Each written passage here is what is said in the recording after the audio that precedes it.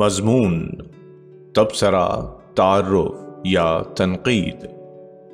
مضمون نگار ڈاکٹر سلیم محی الدین۔ کتاب مضمون تازہ۔ تنقید محلے کا وہ میدان بن گئی ہے جس پر ہر آدمی کو حق ملکیت حاصل ہے۔ حضرات، یہ الفاظ میرے نہیں بلکہ معاصر اردو تنقید کے سرخیل حضرت شاہ وارث الفی مدہ ذلہ کے ہیں۔ تنقید پر تنقید کرنے والے وارث الفی تنہا نہیں ہیں، وہ تو محض اپنے بزرگوں کی پیروی کر رہے ہیں۔ ان سے بہت قبل فلابیر نے تنقید کو ادب کے جسم کا کوڑ قرار دیا تھا، تو ٹینیسن نے اسے گیسوئے ادب کی جوں سے تعبیر کیا تھا۔ چیخوف نے تنقید نگار کو اس مکھی سے تشبیہ دی تھی جو گھوڑے کو ہل چلانے سے روکتی ہے، جبکہ سچی اور پتے کی بات تو ایمرسن نے کی تھی، جس کا خیال تھا کہ جو شخص شعر کہنے میں ناکام رہتا ہے وہ اپنی ناکامی کا بدلہ لینے کے لیے تنقید نگار بن جاتا ہے اور شاعروں پر نکتہ چینی کرتا ہے۔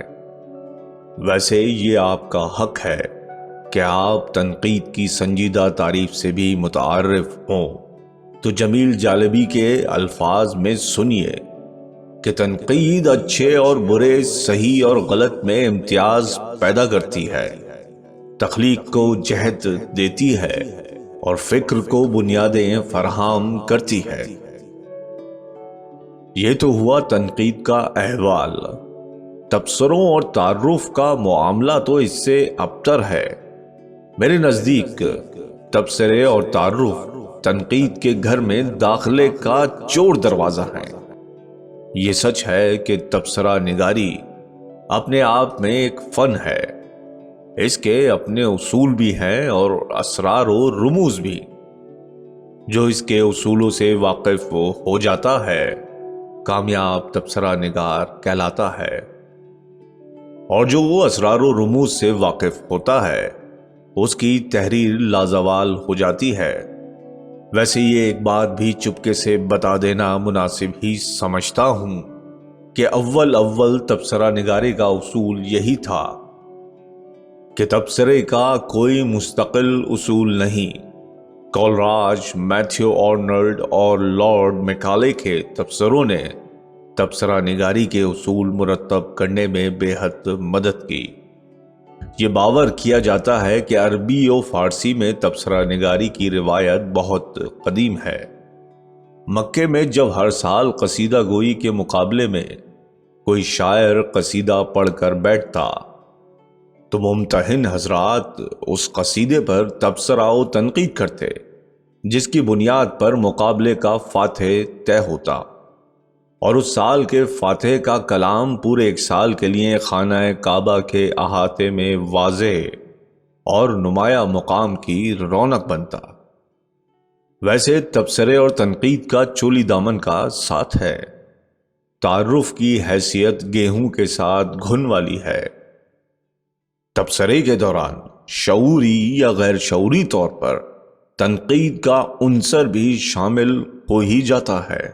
گویا خدا جب حسن دیتا ہے نزاکت آ ہی جاتی ہے، اور جب تبصروں پر یہاں وہاں سے ستائش کا سلسلہ دراز ہو جاتا ہے تب تبصرہ نگار کے اندر چھپا نقاد جاگ اٹھتا ہے۔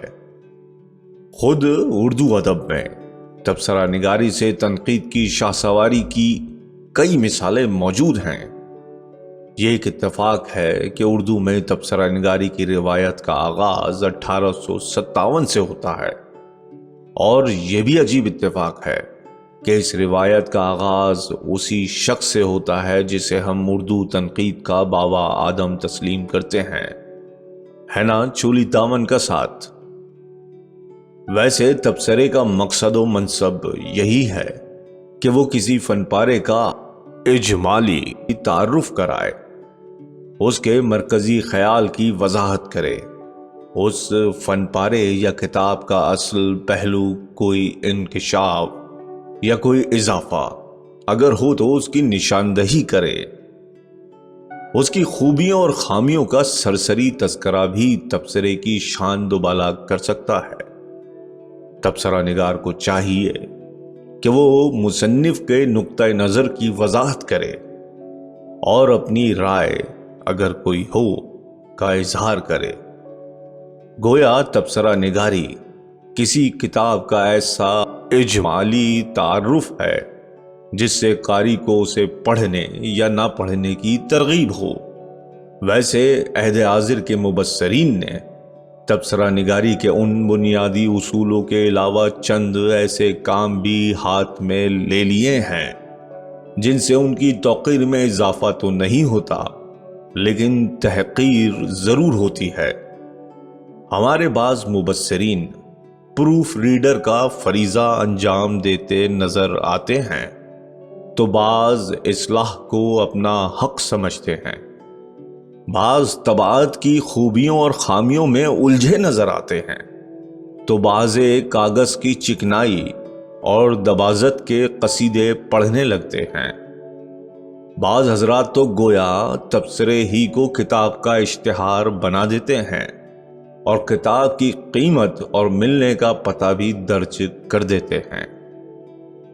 مستقبل قریب میں اندیشہ ہے کہ کتاب پر دی جانے والی رعایت یا کمیشن کا بھی علم آپ کو تبصرے ہی کے ذریعے ہو جایا کرے گا۔ ایک بات تو ہم جان چکے ہیں کہ تعارف تبصرہ ہی کا حصہ ہے اور اس کا علیحدہ کوئی وجود نہیں۔ گویا تعارف تبصرے کا لیپالک ہے، جبکہ تنقید کسی فن پارے کے حسن و قبح کا مفصل و مربوط تجزیہ، محاکمہ یا موازنہ ہے۔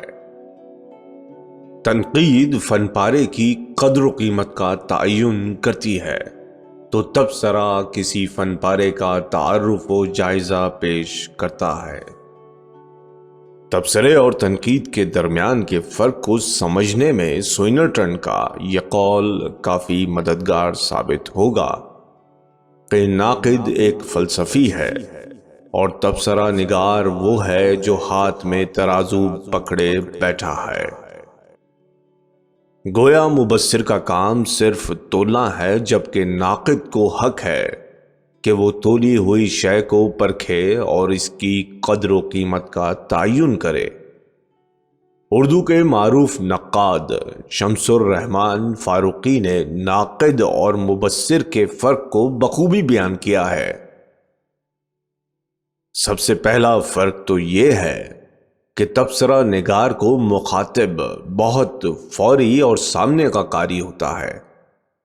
تبصرہ اس لیے لکھا جاتا ہے کہ جو قاری اس وقت موجود ہے اسے کتاب سے متعارف کیا جائے، جبکہ تنقیدی مضمون کا مخاطب آج کا قاری بھی ہوتا ہے اور کل کا بھی۔ لہٰذا اس میں ایسے فیصلے اور رائے دینے سے اعتراض کیا جاتا ہے جن کی درستگی آئندہ زمانے میں مشکوک ہو سکے یا ہو جائے۔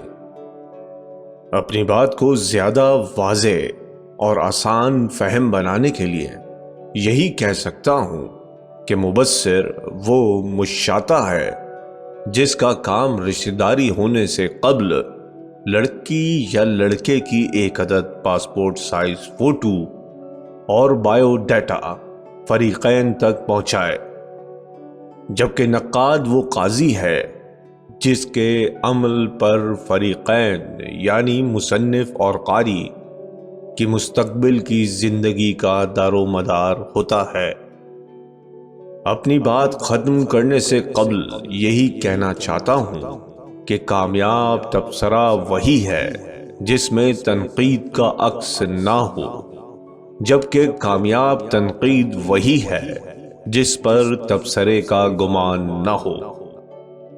انگریزی اور دیگر زبانوں میں تبصرے ادب کی اہم اور مقبول صنف ہیں اور اس کے لیے ادبی رسائل و جرائد حتیٰ کہ اخبارات میں بھی صفحے اور کالم مخصوص ہیں۔ اردو میں بھی تبصرہ ایک مستقل صنف کی صورت اختیار کر چکا ہے۔ تنقید کی طرح تبصرے میں بھی یہ طاقت ہوتی ہے کہ وہ کسی تصنیف کے مستقبل کا فیصلہ کرے۔ اس کی مثال ایک انگریزی تبصرے کے حوالے سے دی جا سکتی ہے، جس میں مبصر نے ایک جملہ یہ لکھ دیا تھا کہ کسی اعلیٰ درجے کے مصنف کی ادنا درجے کی کتاب کا مطالعہ کرنا ہو تو یہ کتاب ضرور پڑھیں، اور پتہ چلا کہ دوسرے ہی دن اس کتاب کی فروخت میں زبردست اضافہ ہو گیا، اور مذکورہ کتاب کا پبلیشر مبصر کا شکریہ ادا کرنے بنفس نفیس اس کے گھر پہنچ گیا۔